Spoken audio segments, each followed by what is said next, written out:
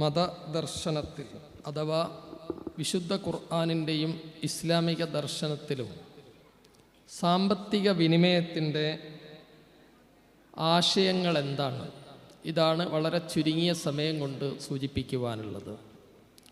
Economics, സാമ്പത്തിക ധനതത്വശാസ്ത്രം എന്ന് പറയുന്നത് ലോകത്ത് ഏറ്റവും കൂടുതൽ ചർച്ച ചെയ്യപ്പെടുകയും എല്ലാ കാലത്തും ആശയ സംവാദങ്ങൾക്ക് വിഷയീഭവിച്ചിട്ടുള്ളതുമാണ്.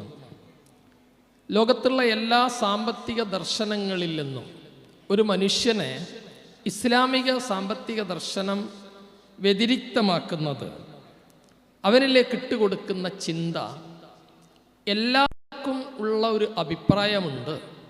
ഞാൻ അധ്വാനിച്ച് ഉണ്ടാക്കിയ സമ്പത്ത്, ഞാൻ കച്ചവടം ചെയ്ത് കൂലിവേല ചെയ്ത് പലവിധത്തിലും ഞാൻ സമ്പാദിച്ച സമ്പാദ്യം അതെൻ്റേതാണ്. അതിന് മറ്റാർക്കെങ്കിലും അതിനെ ചോദ്യം ചെയ്യാനോ അതിങ്ങനെ ചെലവഴിക്കണമെന്ന് പറയാനോ അവകാശമില്ല. ഇതാണ് ലോകത്ത് നിലനിൽക്കുന്ന വൈയക്തികമായ സാമ്പത്തിക ദർശനം എന്ന് പറയുന്നത്. എന്നാൽ ഇതിനെ പാടെ നിരാകരിച്ചുകൊണ്ട് ഈ ദർശനത്തെ ആകെ അട്ടിമറിച്ചുകൊണ്ടാണ് വിശുദ്ധ ഇസ്ലാം സാമ്പത്തിക ദർശനം അവതരിപ്പിക്കുന്നത്. അതിൻ്റെ ആമുഖം തന്നെ ഇതാണ്: ഒരു അനുഗ്രഹത്തെക്കുറിച്ച്, സമ്പത്തോ ജീവിതത്തിലുണ്ടാകുന്ന ഏത് അനുഗ്രഹത്തെക്കുറിച്ചും ഒരു മുസ്ലിമിനുണ്ടാവേണ്ട കാഴ്ചപ്പാട് ഹാദാ മിൻ ഫളിൽ റബ്ബി ലിയബ്ലുവനി അഷ്കുർ അം അക്ഫുർ. ഇത് സാമ്പത്തിക ശാസ്ത്രത്തെ, ഇസ്ലാമിക സാമ്പത്തിക ശാസ്ത്രത്തിൻ്റെ ആധാരശില എന്ന് നമുക്ക് വിശേഷിപ്പിക്കാം. ഇത് അള്ളാഹു എന്നെ ഏൽപ്പിച്ചിട്ടുള്ള, എനിക്ക് തന്നിട്ടുള്ള ഫളിലാണ്, അനുഗ്രഹമാണ്. എന്തിനാണ്? ലിയബ്ലുവനി അഷ്കുർ അം അക്ഫുർ. ഞാനിതുകൊണ്ട് നന്ദി ചെയ്യുന്നോ നന്ദികേട് ചെയ്യുന്നുവോ എന്ന് എന്നെ പരീക്ഷിക്കാൻ വേണ്ടി അള്ളാഹു ഏൽപ്പിച്ചിട്ടുള്ള, അള്ളാഹു എനിക്ക് നൽകിയിട്ടുള്ളൊരു ഫളിലാണ്. അതുകൊണ്ട് തന്നെ എൻ്റെ സമ്പത്ത് എൻ്റെ ഇഷ്ടാനുസരണം ചെലവഴിക്കാനുള്ള അവകാശവും അതിനുള്ള അവസരവും എനിക്കില്ല. ഒന്നാമതായി ഖുർആൻ പറഞ്ഞു, നിങ്ങൾക്ക് കിട്ടുന്ന സമ്പത്തിൻ്റെ 2.5% അതിൽ നിങ്ങൾക്ക് അവകാശമേ ഇല്ല. ഇസ്ലാമിക സാമ്പത്തിക ദർശനത്തിൻ്റെ, വിനിമയ ദർശനത്തിൻ്റെ പ്രഥമ പാഠമെന്ന് പറയുന്നത് മനുഷ്യൻ അധ്വാനിച്ചുണ്ടാക്കുന്ന സമ്പത്തിലെ 2.5% യാതൊരു ചോയ്സും ഒരു മനുഷ്യനില്ല. ഖുദ് മിൻ അംവാലിഹിം സദഖ ലിതത്വഹിറുഹും വതുസക്കീഹിം ബിഹാ. അവൻ്റെ സമ്പത്തിൽ നിന്ന് നിശ്ചിത ഓഹരി പിടിച്ചെടുക്കണം.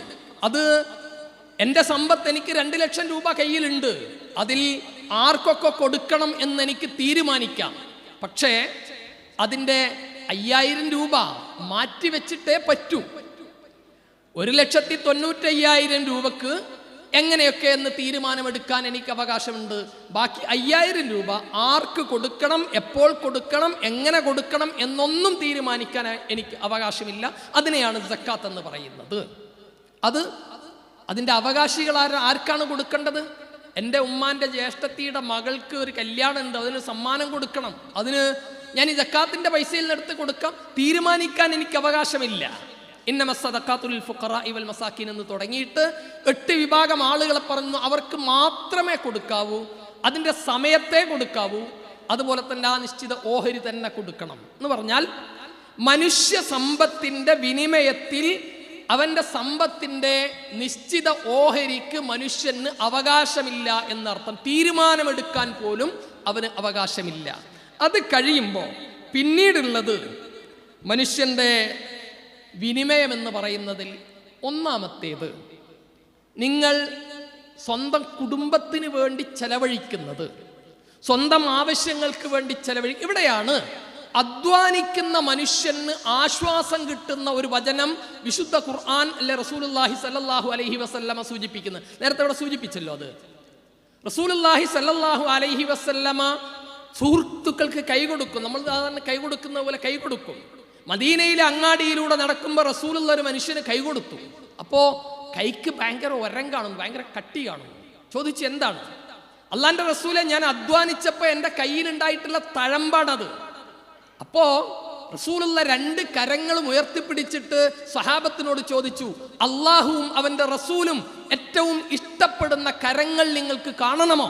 ഇതാ ഈ 2 കരങ്ങൾ, അധ്വാനിച്ചുണ്ടാക്കുന്ന കരങ്ങള്. ഈ അധ്വാനിക്കുന്നവരാണ് നമ്മളൊക്കെ. അധ്വാനിക്കുന്നവന് ആശ്വാസം കിട്ടുന്ന ഒരു വചനം കൂടിയുണ്ട്.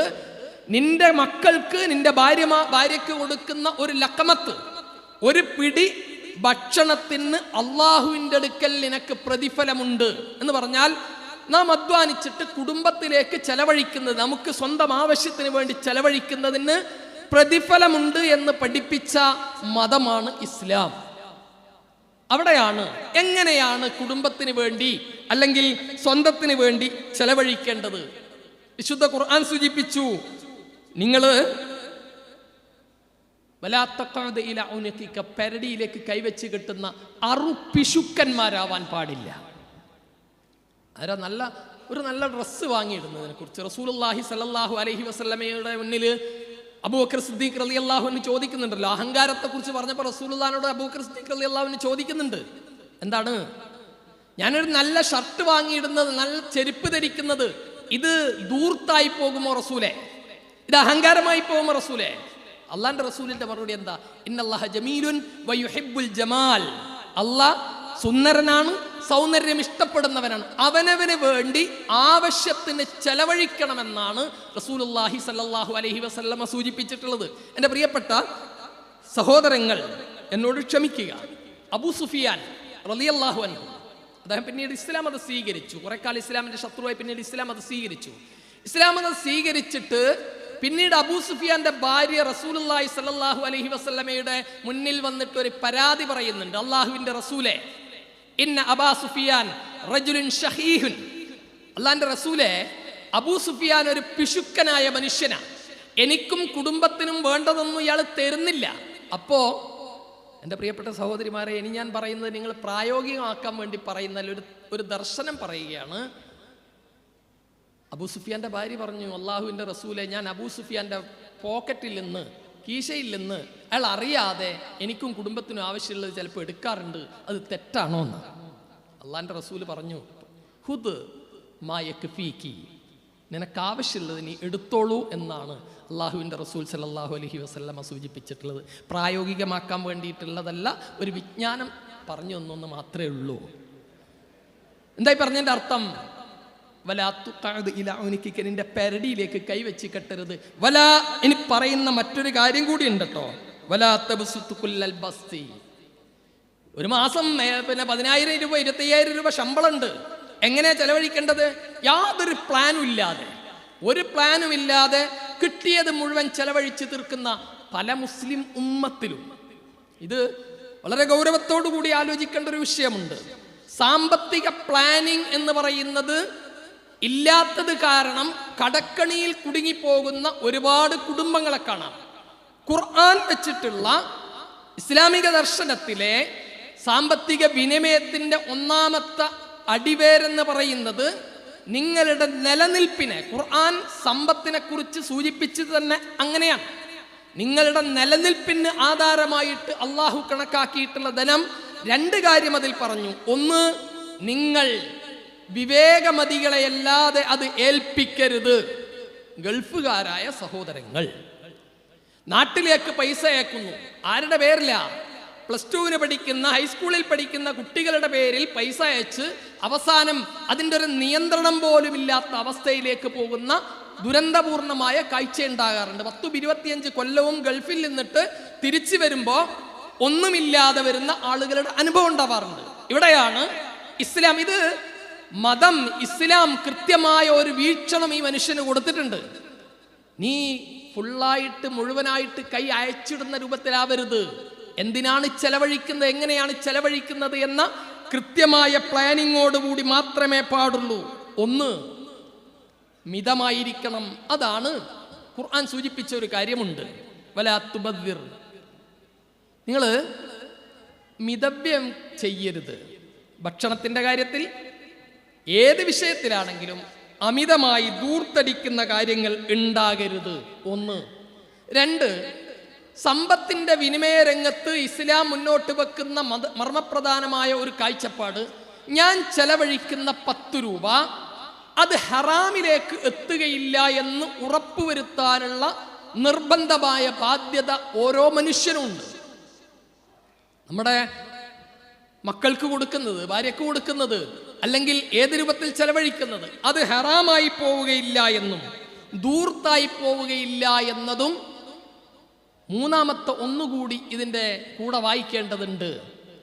കുട്ടികൾക്ക് ശുദ്ധ ഇസ്ലാം സാമ്പത്തിക വിനിമയത്തിന് വെക്കുന്ന ഒരു വലിയ കണ്ടീഷൻ, കുട്ടികൾക്ക് പണം കൈകാര്യം ചെയ്യാൻ കൊടുക്കരുത്. 1. 2, അധ്വാനത്തിൻ്റെ വില എന്തെന്ന് മനസ്സിലാക്കാത്തതാണ് വർത്തമാനകാല ഇസ്ലാമിക സമൂഹം, മുസ്ലിം സമൂഹം നേരിടുന്ന സാമ്പത്തിക രംഗത്തെ ഏറ്റവും വലിയ പ്രതിസന്ധി എന്നതുകൂടി നാം മനസ്സിലാക്കുക. അധ്വാനത്തിൻ്റെയും പണത്തിൻ്റെയും വില മനസ്സിലാക്കാത്ത ഒരു സമൂഹമാകരുത് മുസ്ലിം സമൂഹം. മറ്റൊന്നുകൂടി, ശുദ്ധ ഖുർആൻ സൂറത്ത് ഖസസിൽ ഖാറൂനോട് പറയുന്നൊരു കാര്യമുണ്ട്. നീ ഒരിക്കലും നിന്റെ സമ്പത്ത് മുസ്ലിങ്ങളായ അവിടെയുള്ള വിശ്വാസികളായ സഹോദരങ്ങൾ ആ മനുഷ്യനോട് പറയുന്നുണ്ട്,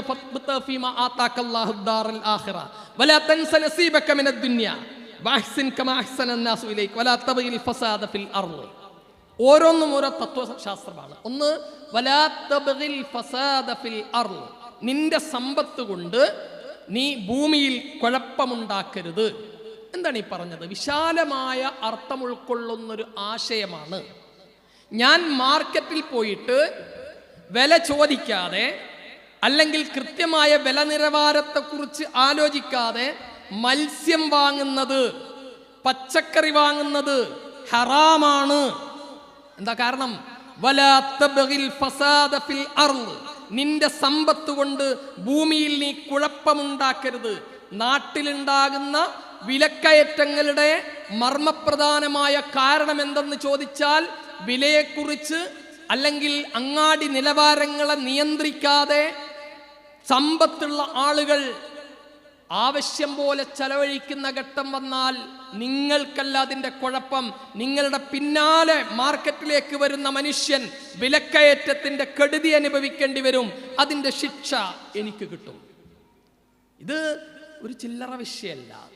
നിങ്ങൾക്ക് ആവശ്യമുള്ളതിൽ കൂടുതൽ സാധനങ്ങൾ, ചരക്കുകൾ വാങ്ങിക്കൂട്ടുന്നത് അത് നാട്ടിലെ വിലക്കയറ്റത്തിന് കാരണമായി തീരും.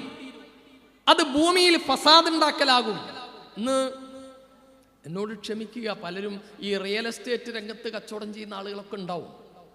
പക്ഷേ ഇസ്ലാമികമായ ഒരു വീക്ഷണമുണ്ട്. ഭൂമി കച്ചവടവുമായി ബന്ധപ്പെട്ട് ഇസ്ലാമികമായ ഒരു വീക്ഷണം. എനിക്ക് ആവശ്യത്തിന് കച്ചവട ആവശ്യം, താമസാവശ്യം, ഇതുപോലെ മാനുഷികമായ ആവശ്യങ്ങൾക്ക് വേണ്ടിയല്ലാതെ കച്ചവട വസ്തുവായിട്ട് ഭൂമി വാങ്ങിക്കൂട്ടാൻ പാടില്ല. ഇന്നിപ്പോൾ എന്തറിയോ, 10 സെന്റ് സ്ഥലം പലർക്കും വീട് വെക്കാൻ കിട്ടാത്തത് അതിലേറെ ഈ പിന്നെ ഭൂമി കച്ചവടത്തിൽ ഉണ്ടാകുന്ന ബൂമിങ്ങിന്റെ കാരണം പണമുള്ള ആളുകൾ ഭൂമി വാങ്ങിക്കൂട്ടുന്നതാ. വലാ തബ്ഗിൽ ഫസാദ ഫിൽ അർള്, നിങ്ങൾ ഇങ്ങനെ ഭൂമിയിൽ കുഴപ്പങ്ങൾ ഉണ്ടാക്കരുത് നിങ്ങളുടെ സമ്പത്ത് കൊണ്ട്. മറ്റൊന്നുകൂടി, നമുക്ക് സമ്പത്ത്, എൻ്റെ സമ്പത്ത് എത്രയെന്ന്, എത്ര ചെലവഴിക്കണം, എങ്ങനെ ചെലവഴിക്കണമെന്ന് പടച്ച തമ്പുരാൻ പറഞ്ഞൊരു കണക്കുണ്ട്. അവിടെയാണ് വിശുദ്ധ ഖുർആൻ സൂചിപ്പിക്കുന്ന ഒരു കാര്യം, നിനക്ക് നിന്നോട് അള്ളാഹു നന്മ കാണിച്ചതുപോലെ നീ ആളുകളോട് നന്മ കാണിക്കുക. പലർക്കും പലതും ചെയ്തു കൊടുക്കും, വലിയ ചാരിറ്റി ചെയ്തു കൊടുക്കുന്ന ആളുകൾ, അള്ളാഹു അനുഗ്രഹം ചെയ്തിട്ടുള്ള പല ആളുകളും ഒരുപാട് ചാരിറ്റി ചെയ്തു കൊടുക്കുന്ന ആളുകളുണ്ട്. പക്ഷേ നമ്മുടെ നാട്ടിൽ നമ്മുടെ കൂടെ നിൽക്കുന്ന, തൊഴിൽ ചെയ്യുന്ന, നമ്മുടെ കൂടെ തൊഴിൽ ചെയ്യുന്ന ആളുകൾക്ക് അഹ്സിൻ കമാ അഹ്സന അല്ലാഹു ഇലൈക്, നിനക്ക് അള്ളാഹു എങ്ങനെയാണോ ഇങ്ങോട്ട് നന്മ ചെയ്തത് അതുപോലെ അങ്ങോട്ട് നന്മ ചെയ്യാൻ നിനക്ക് കഴിയണം. അപ്പോഴാണ് സമ്പത്തിനോടുള്ള ബാധ്യത നിർവഹിച്ചു എന്ന് ഒരു മനുഷ്യന് ആശ്വസിക്കാൻ കഴിയുന്നത്.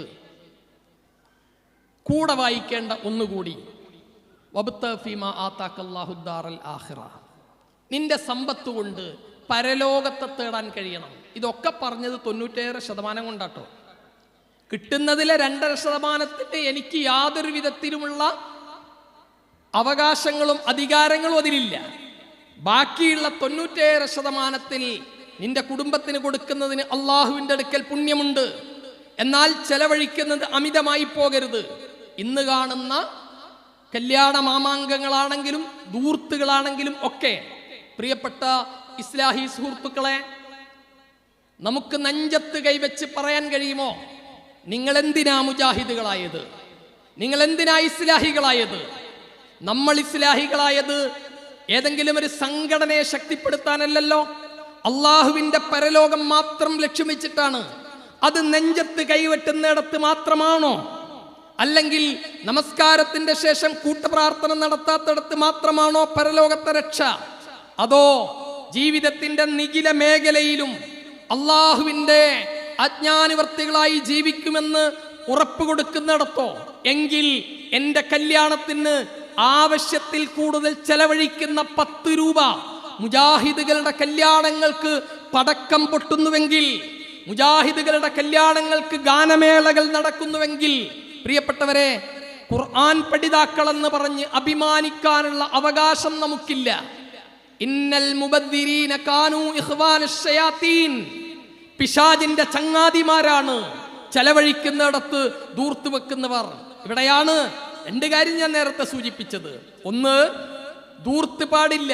രണ്ടാമത്തേത്, സമ്പത്തുള്ള മനുഷ്യർ അവരുണ്ടാക്കുന്നതാണ് പുതിയ പുതിയ എല്ലാ ആഡംബരങ്ങളും, അല്ലേ? എല്ലാ കല്യാണങ്ങളുടേതാണെങ്കിലും സൽക്കാരത്തിൻ്റെതാണെങ്കിലും വീടെടുക്കുന്നിടത്താണെങ്കിലും പുതിയ പുതിയ ആഡംബരങ്ങളൊക്കെ ഉണ്ടാക്കുന്നത്. എൻ്റെ കയ്യിൽ കാശുണ്ട്, നീ എന്താണോ ഈ ഇത്തരം മാമാങ്കങ്ങൾ നടത്തുന്ന, ഇത്തരം പേക്കൂത്തുകൾ നടത്തുന്നത്? അതിന് മൗലവി ഞാൻ കടം വാങ്ങിയിട്ടൊന്നുമല്ല, എൻ്റെ സ്വന്തം പൈസ ഉണ്ടാ. ആരോടെ പറഞ്ഞ നിന്റെ സമ്പത്ത് കൊണ്ട് തോന്നിയതുപോലെ ചെലവഴിക്കാനുള്ള അവകാശം അള്ളാഹു നിനക്ക് തന്നിട്ടില്ല. അവസാനമായി സൂചിപ്പിക്കാനുള്ളത്, പണം എന്തിനു വേണ്ടി എന്ന് ചോദിച്ചാൽ, ദുനിയാവിലെ ജീവിതം അത് സ്വസ്ഥവും സമാധാനപൂർവവും സന്തോഷപൂർണവുമാക്കി തീർക്കാൻ, അതോടൊപ്പം അള്ളാഹുവിൻ്റെ പരലോകത്തെ തേടാൻ കൂടി സമ്പത്ത് കൊണ്ട് കഴിയണം. പലപ്പോഴും നമ്മുടെ ഒരു സ്വഭാവം ആലോചിച്ച് നോക്കൂ, എല്ലാത്തിനും പണമുണ്ട്. അതല്ല ഇന്നത്തെ ഒരവസ്ഥ. നമ്മുടെ കല്യാണങ്ങൾക്ക്, നമ്മുടെ ആഡംബര ജീവിതത്തിന് എല്ലാത്തിനും ഉണ്ട്.